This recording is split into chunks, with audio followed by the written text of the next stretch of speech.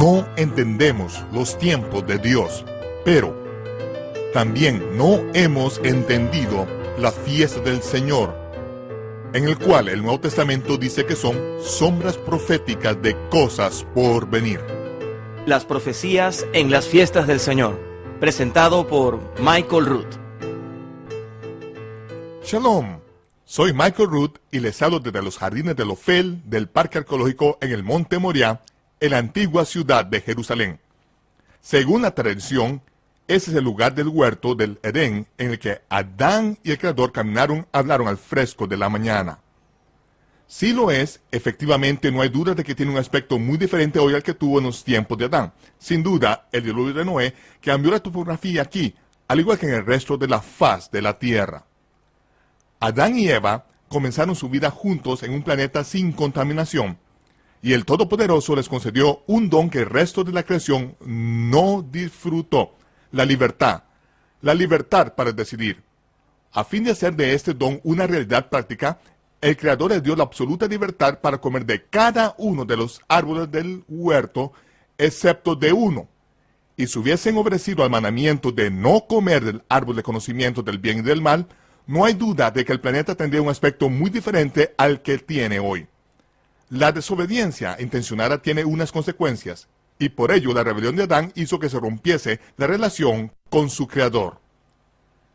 A lo largo de la historia de la raza humana, la humanidad ha intentado contrarrestar esta consecuencia creando un orden perfecto en el mundo, usando a personas imperfectas, sin reconocer que nuestra relación con el Creador ha quedado rota.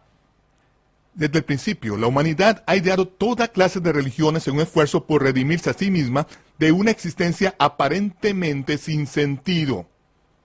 Una de las religiones que más rápidamente se ha extendido en el mundo niega totalmente la existencia del Creador y se llama evolución, que evolucionó a partir del esfuerzo ingenuo de Charles Darwin por explicar cómo ese universo físico de complejo diseño surgió sin que existiese un sofisticado diseñador. Los ateos dejan de lado las formalidades de los duros bancos de madera o los misales cubiertos de polvo, que son los pertrechos de religiones austeros que se especializan en normas y reglamentos restrictivos en un esfuerzo por llenar el vacío en su relación con el Creador. Por otro lado, los ateos tienen un solo mandamiento ideado por el hombre: haz lo que quieras, que se encuentra incluso inscrito en la Biblia satánica. Dudo seriamente que existiesen los ateos en el primer milenio en el mundo, pues nadie podía negar la existencia del Creador porque todo el mundo en el planeta conocía a Adán. A pesar de lo cual, los descendientes de Adán crearon sus propios sistemas religiosos e hicieron lo que era recto en sus propios ojos, siguiendo por el sendero cada vez más ancho de la perversión dominado por la codicia.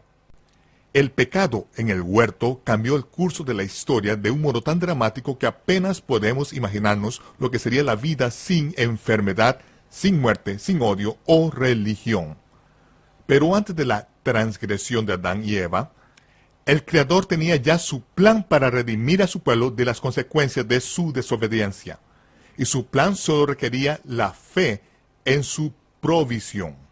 Él sería quien hiciese el sacrificio y requeriría la obediencia y el sacrificio de un segundo Adán, uno que habría de nacer sin que la contaminación del pecado corriese por sus venas. La venida del Redentor fue profetizada antes de que el hombre le echasen del huerto. La simiente de la mujer habría de aplastar la cabeza de Satanás, mientras que él la heriría en el talón. Esa semilla redentora de la mujer fue profetizada en el nacimiento milagroso de Isaac, que fue concebido por Sara, la mujer de Abraham, mucho después de que la cerrase la matriz a causa de su avanzada edad. Este Redentor fue profetizado cuando el Todopoderoso le mandó a Abraham ofrecer a este hijo milagro en el Monte Moriah. Este Redentor fue profetizado al hacer Isaac la pregunta: Padre, tengo la leña del sacrificio sobre mis hombros, pero ¿dónde está el cordero? Y cuando Abraham le contestó: Dios se proveerá a sí mismo un cordero.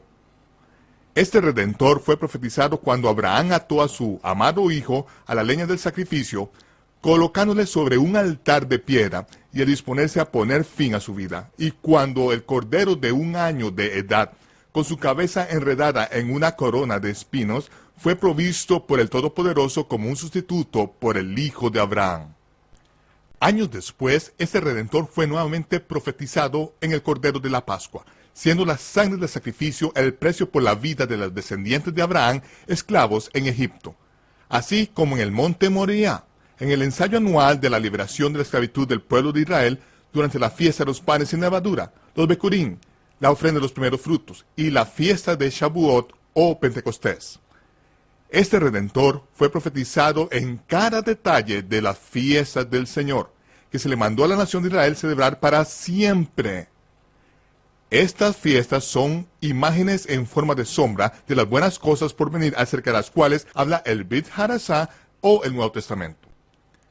Únese a nosotros en los estudios de televisión de Lester Summerall, donde grabamos esta presentación multimedia sobre las profecías de las fiestas del Señor ante los estudiantes de profecía bíblica reunidos por el Club de la Profecía. Si usted nos ha venido siguiendo desde el principio de esta serie de 26 partes, ya ha completado ustedes Profecía Bíblica 101, que tiene que ver con el cumplimiento de las fiestas de la primavera del Señor. Y ahora nos disponemos a examinar el cumplimiento futuro de las fiestas del otoño del Señor. Esto es Profecía Bíblica 201. Ve ahora el episodio número 14 de la serie de 26 partes sobre las profecías de las fiestas del Señor. Ciertamente hemos heredado mentiras. Las Escrituras dicen que no debemos ser ignorantes sobre los tiempos y las estaciones que Dios ha hecho posible que entendamos. Como dice el apóstol Pablo, o como me refiero afectuosamente a él, el rabino Saúl dice: acerca de los tiempos y estaciones no tenéis necesidad, hermanos, de que yo os escriba.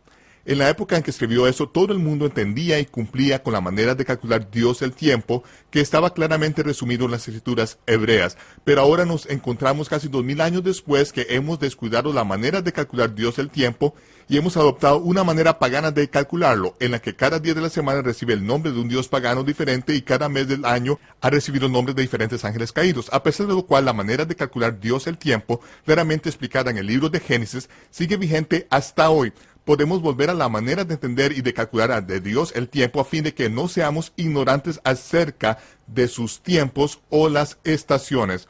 La palabra estaciones por todas las escrituras hebreas es la palabra Moedim.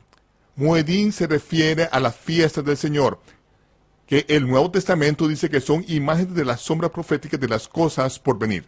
De modo que tenemos en la palabra de Dios los tiempos y las estaciones de Dios, sus Moedim, sus fiestas, que son las imágenes de las sombras proféticas, mediante las cuales Dios habló sobre el fin desde el principio mismo. Cuando nos reunimos para la fiesta de la primavera del Señor, a la que me refiero como Profecía Bíblica 101, descubrimos que cada una de las fiestas de la primavera del Señor son imágenes de las sombras de las cosas por venir, siendo la esperanza del momento que el Mesías vendría como el siervo sufriente y realizaría el sacrificio de la expiación por los pecados de la humanidad. Vemos que Levítico 23, a partir del versículo 1 en adelante, detalla las fiestas del Señor, explicando que cada una de las fiestas del Señor es una convocación santa. La palabra convocación es mikra en hebreo, y la palabra mikra significa ensayo. A lo largo de la historia, todo Israel consideraba cada una de las fiestas del Señor como un ensayo de algo bueno que sucedió en el pasado. Pero una vez que se cumplieron las fiestas de primavera, se podría decir que cada una de estas fiestas era a su vez imágenes de las sombras de buenas cosas que sucederían en el futuro. El motivo por el cual Israel no podía entender que eran sombras de las cosas futuras es que Israel hubiese entendido, Satanás hubiese conocido el plan de Dios, que el Mesías vendría como el siervo sufriente y sería literalmente el cumplimiento de la fiesta de Pesach o Pascua, en la que derramaría su sangre en expiación por el pecado. Pablo dijo que si Satanás hubiese conocido el plan de Dios, no hubiese crucificado jamás al Señor de la gloria. De modo que vemos que los evangelios han dejado constancia de las fiestas de la primavera, detallando cómo el Mesías vino la primera vez como el siervo sufriente, pagando el precio como sacrificio de expiación por los pecados de la humanidad, y el evangelio de Juan habla detalladamente de estas cosas. Este evangelio de Juan de Yohanan Juan, el primer seguidor judío del primer siglo del Mesías judío, dijo: no he escrito todo lo que podría o debería escribirse, pues el mundo no podría ni siquiera contener de las cosas que deberían escribirse acerca de Jesús de Nazaret. Pero dijo: he escrito estas cosas para que sepáis que Yahshua de Nazaret es el Mesías, el Hijo unigénito de Dios, y para que creyendo podáis tener vida en su nombre. ¿De qué modo muestra Yohanan cómo puede Jesús de Nazaret ser el Mesías? ¿Qué es lo que prueba que Él es el Mesías? Mostrándonos cómo Yahshua cumple todas las fiestas de la primavera del Señor, hasta el día, la hora y el momento mismos. De la misma manera que cada una de las fiestas tiene un origen, tiene un cumplimiento intermedio y un cumplimiento final. Al final de la vida de Juan, recibió revelación mientras estaba en la isla de Patmos. Esta revelación le fue dada a Yahshua para que él le mostrase a Juan de qué modo el Mesías cumpliría todas las fiestas del otoño del Señor. El Evangelio de Apocalipsis, las buenas nuevas de la revelación, son que las fiestas del otoño del Señor se cumplirán de la misma manera que se cumplieron las fiestas de la primavera, hasta el día, la hora y el momento exactos en cada detalle, según había venido enseñando durante miles de años el pueblo de Israel.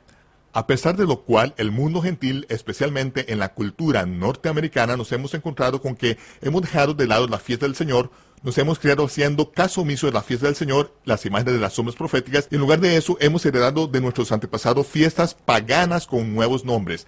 Algunas de ellas ni siquiera les han cambiado el nombre, como puede ser la fiesta conocida como Easter, hasta la diosa de la fertilidad que descendió del cielo en un huevo gigantesco, yendo a caer sobre el río Éufrates. Easter convirtió en un pájaro en un conejo que pone huevos. Hallamos paganismo en muchas de las cosas que hemos heredado de nuestros antepasados en estos últimos días. Dios dijo que cuando Israel regresase a su propia tierra en los últimos tiempos, los gentiles vendrían a Israel y clamarían arrepentidos diciendo: hemos heredado mentiras, nuestros antepasados nos han transmitido mentiras y hemos heredado cosas que no aprovechan. Nuestros antepasados nos han dado dioses que no proceden ni mucho menos de Dios. Los gentiles clamarán arrepentidos. Y eso es todo lo que podemos hacer. Cuando tu madre, cuando tienes 3 años de edad, te dice que Santa Claus te trae regalos de Navidad por la mañana, tú no estás en situación de discutirlo. Pero una vez que empiezas a sumar y a restar, y las discusiones entre tus compañeros de clase tengan que ver con si existe o no Santa Claus, por fin descubres que te han estado mintiendo y pasas por un proceso de sufrimiento, llorando porque tu sentido de la realidad se ha visto trastornado, pero no puedes evitar lo que has heredado. Lo único que puedes hacer es sobreponerte. Así que en los últimos días, cuando los gentiles se den cuenta de que hay cosas malas que hemos heredado de nuestros antepasados, todo cuanto podemos hacer es arrepentirnos. Y Dios dice que si se arrepienten, Él le abrirá los ojos a los gentiles por medio de su pueblo Israel en los últimos días. Y Dios revelará su mano, su poder y su fortaleza, y los gentiles sabrán que su nombre es Yod-Heh-Vav-Heh, Yahweh. Las escrituras dicen: en aquellos días acontecerá que 10 hombres de las naciones tomarán del manto a un judío, es decir, de los tzitzit, del borde de las vestiduras que Dios mandó que pusiésemos en el monte Sinaí. Debemos siempre conservar estos flecos que nos recuerdan que debemos guardar los mandamientos de Dios. Y los gentiles le dirán al judío: enseñadnos, sabemos que Dios está con vosotros. Sabemos que los oráculos vivientes de Dios han sido confiados a Israel. Así que en los últimos días es mi labor en particular enseñar sobre las fiestas del Señor y su cumplimiento profético. Voy a llevarles a ver las fiestas del otoño del Señor para que puedan ustedes ver cómo Dios habló sobre el fin desde el principio mismo. Él nos ha dado un plano de ruta para estos próximos años al comenzar el tiempo de la aflicción en la tierra. De modo que aquí, en Profecía Bíblica 201, empezaremos haciendo una pregunta. De la misma manera que comenzamos nuestra primera serie, de nuevo es Pablo quien pregunta: ¿ha desechado Dios a su pueblo Israel? ¿Les ha dejado de lado? ¿Ha terminado Dios con ellos? ¿Ha reemplazado a los gentiles a Israel? ¿Ha reemplazado la iglesia a Israel? ¿Ha terminado Dios? ¿Está harto de Israel y de los judíos? ¿De qué manera responde Pablo? De ninguna manera. De ninguna manera. Porque también soy israelita, dijo Pablo, descendiente de Abraham, de la tribu de Benjamín. A continuación pregunta, ¿será que los israelitas al tropezar cayeron definitivamente? ¿Cómo contestó? De ninguna manera. Al contrario, debido a su transgresión, vino la salvación a los gentiles, a fin de provocar a Israel a celos.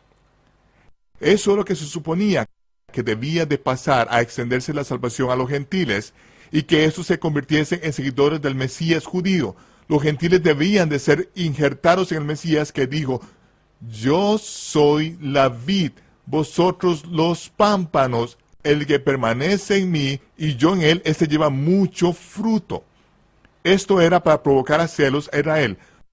Los gentiles no debían de emprender cruzadas y matar a millones de judíos por matar a Cristo.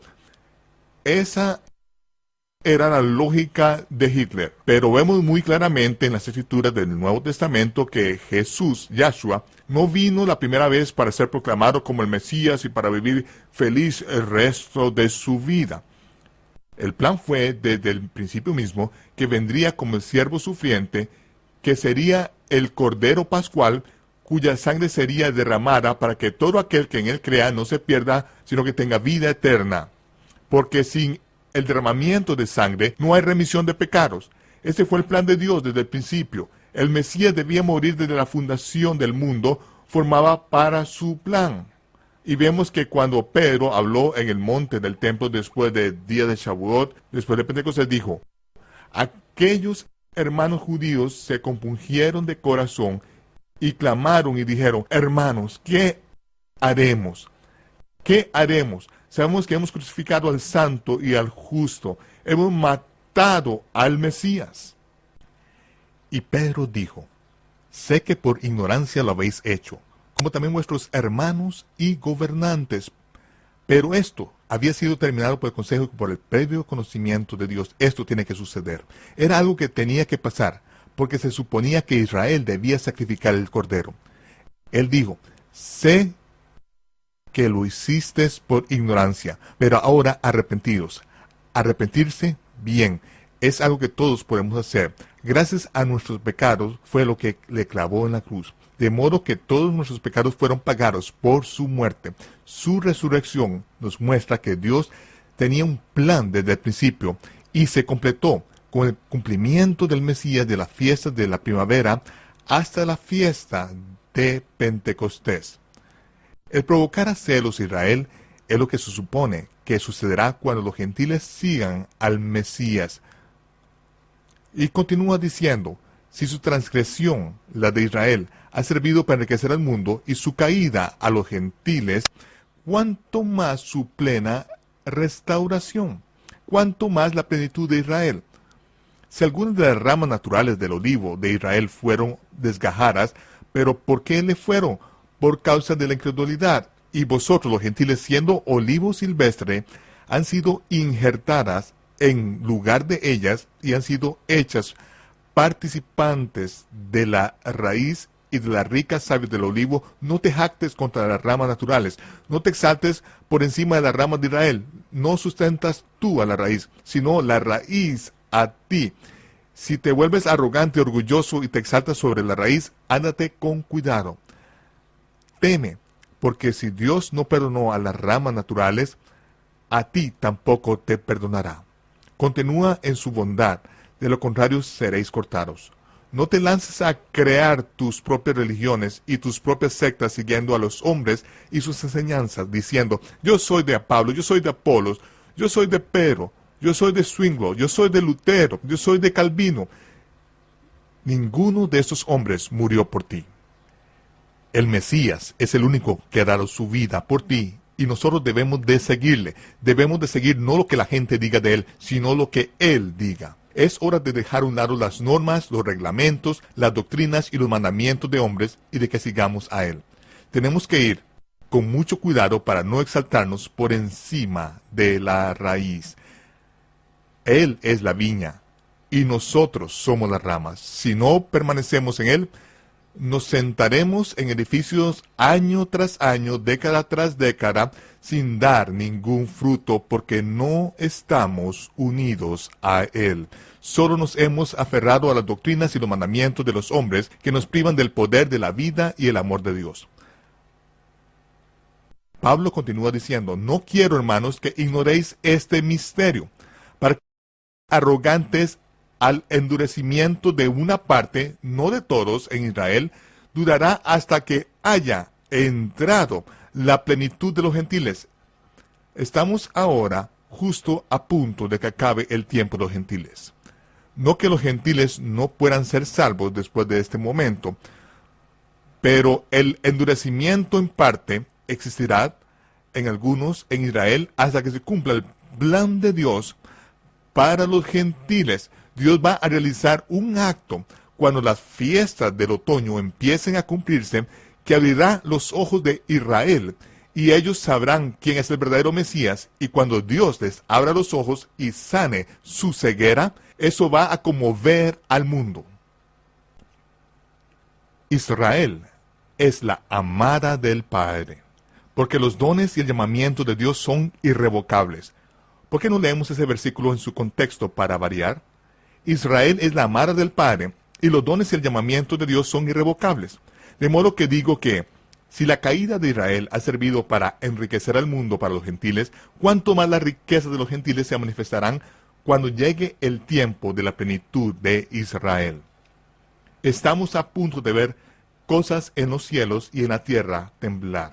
La sangre del Mesías ungió el lugar santísimo, el arca del pacto, el altar más santo en la tierra, el trono de oro de Dios sobre la tierra, y Él, el Mesías, confirmará el nuevo pacto que fue establecido en su sangre con su pueblo por una semana. Solo el sumo sacerdote puede acercarse al altar de oro una vez al año, y en Yom Kippur, el día de la expiación. Pero hemos visto que la sangre del Mesías fue derramada sobre el arca del pacto no en el día de la expiación, sino en la Pascua. ¿Por qué en la Pascua? Porque la Pascua es la imagen de la redención personal, que es el momento en que nuestra deuda quedó saldada. Pero Yom Kippur es la imagen de la redención nacional de Israel. Es el día que se ha destinado a revelar el arca del pacto. Dicha arca no será revelada hasta que comience el séptimo o Shabbat del milenio. Tras una guerra que hará temblar la tierra, Dios luchará por Israel. Él será santificado en los ojos de todas las naciones y hará que los ejércitos de Gog y Magog queden consumidos por el fuego sobre los montes de Israel. Dios pondrá de manifiesto su brazo poderoso en Yom Kippur, el día de la expiación nacional por Israel, que es el día destinado al testimonio que puso Dios en la tierra de su Hijo.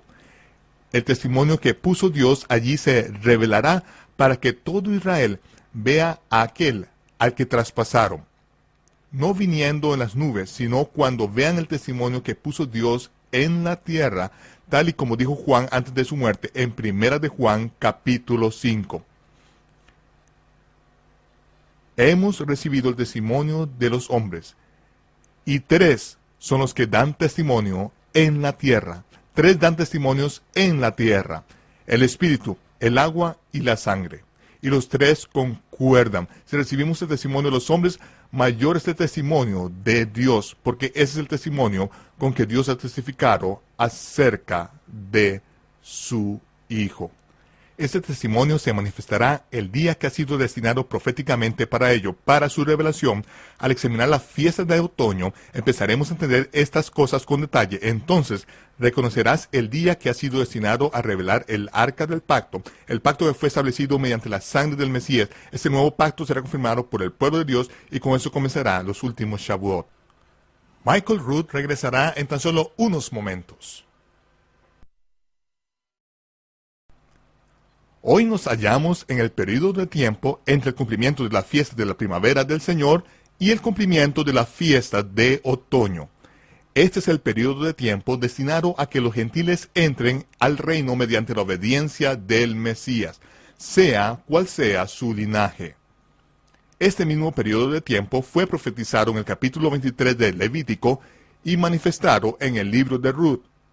Yahshua certificó esta imagen profética cuando se identificó abiertamente como el Mesías y permaneció con los gentiles samaritanos durante 2 días. El tiempo de los gentiles se inició con el cumplimiento de las fiestas de Shavuot, al abrirse las puertas de par en par a las naciones, tan solo 50 días después de la resurrección de Yahshua. El tiempo de los gentiles tocará gradualmente y de manera dinámica a su fin al comenzar su cumplimiento la fiesta del otoño. El endurecimiento en parte que le sobrevino a Israel se repetirá de la misma manera que fue impuesto, por la mano amorosa y omnisciente del Todopoderoso, que tiene un plan que va mucho más allá de lo que podríamos imaginarnos. En el mundo gentil occidental nos hemos criado con una ignorancia total de las fiestas del Señor y hemos adoptado en su lugar las fiestas de la adoración al dios pagano del sol. Todas las fiestas paganas son imágenes de la sombra de los ritos de fertilidad babilónicos y los rituales de sacrificios de niños. Por otro lado, las fiestas del Señor son hermosos ensayos de lo que Dios de Abraham ha hecho en el pasado para redimir a su pueblo y de lo que hará en el futuro cuando el Mesías tome control de la tierra y reine sobre la cima del monte en Jerusalén. Durante el curso de los primeros 13 episodios de esta serie, vimos los complejos detalles que han quedado grabados en las fiestas que el Mesías, nuestro Redentor, cumplió cuando vino la primera vez como el siervo sufriente. Yahshua, el Redentor, desciende del rey David, fue rechazado por los dirigentes religiosos y políticos de su época. Pero el Mesías reunió a sus seguidores de la misma clase de israelitas endeudados, deprimidos y abatidos que siguieron al rechazado David. Y Yahshua, al igual que David, los convirtió en un ejército de hombres poderosos guiados por el Espíritu. Te invitamos a que te unas a nosotros la próxima vez para el episodio número 15 de una serie de 26 partes sobre las profecías en las fiestas del Señor. El primer mandamiento del Mesías es: no penséis. Este es Michael Root desde Jerusalén, deseándoles Shalom, paz, y les veré cuando se disipe el humo.